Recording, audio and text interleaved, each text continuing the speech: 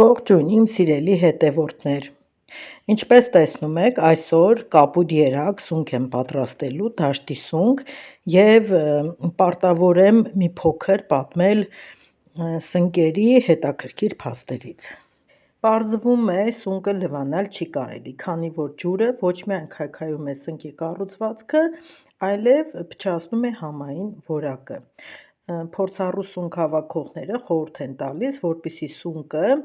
կամ խոզանակով կամ անձեռոցիկով մաքրել երեսի կեղտը։ Մենք սովորենք մթերքները բաժանել բուսական կամ կենդանական տեսակների, սակայն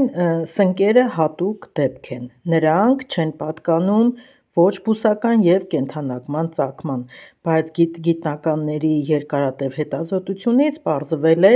իրենց մեջ ունեցած վիտամինների շնորհիվ պատկանում են կենդանական ծագման։ Սիրելիներս, սունկը գնելուց պետք է ուշադրություն դարձնեք, որ սունկը լինի չոր, պինդ, ձիգ, նաև ոչ շատ բացված։ Եթե մարդ թույլ իմունիտետային համակարգ ունի, ապա հաստատ պետք է իր սննդակարգի մեջ ներառի սունկը։ Սունկը նույնիսկ համեմատում են գրիպի դեմ պատվաստման ազդեցության հետ։ Ինչպես տեսաք, իմ գնած սունկը շատ ցեխոտ էր և ես այն լվացի, սպունգով մաքրեցի լվանալու ընթացքում, կտրատել եմ ոչ շատ փոքր մասերով և դրել եմ եփելու։ Եփելուց շատ քիչ քանակով ջուր ավելացրեցի, որովհետև այն լվացած էր, եռալու ընթացքում հաստատ ջուրը ավելանալու էր։ Արդեն 10 րոպե եփել է, ավելացրեցի նաև աղը, ահա եփման ընթացքը կարող եմ համարել ավարտված։ Հիմա մի շերեփի չափով այս արգանակից կվերցնեմ, կդնեմ կողքի, երբ սունկը կքամեմ, յուղի մեջ կտապակեմ, այդ ընթացքում սնկի վրա մի քիչ այս արգանակը կավելացնեմ։ Ահա տեսեք, շատ քիչ քանակի, մի շերեփի չափով։ Բավականին առատ յուղ է պետք մեզ սունկը տապակելու համար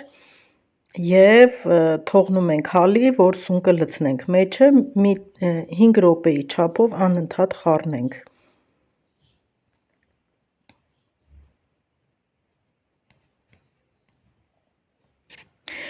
Իդեպ պետք է նշեմ, որ սունկը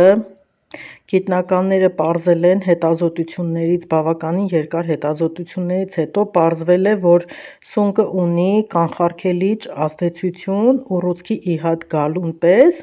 բայց հետո էլ ապացուցել են, որ այն նույնիսկ ձևավորված քաղցկեղի բջիջների վրա է ազդում։ Տապակվել է յուղի մեջ, հիմա ավելացնում եմ ձուն։ Եթե դուք ավելի շատ եք սիրում ձուն, կարող եք ավելի շատ ավելացնել։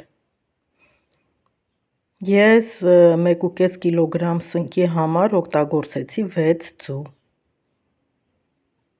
Հիմա կափարիչը փակում ենք, թողնում ենք ձուն եփվի։ Ահա սիրելիներս, եփեցի, վերջացրեցի։ Կարծում եմ իմ պատրաստած տեսանյութը օգտակար կլինի ձեզ։ Փորձեք նաև հենց նույն տարբերակով էլ տապակել, շատ համեղ է ստացվում, փափուկ, ջրալի, հյութեղ։ Մի խոսքով, այսքանը սիրելիներս, անչափ շնորհակալ եմ, որ դիտեցիք, իմ ալիքում էիք, կհանդիպենք հաջորդ նոր տեսանյութում։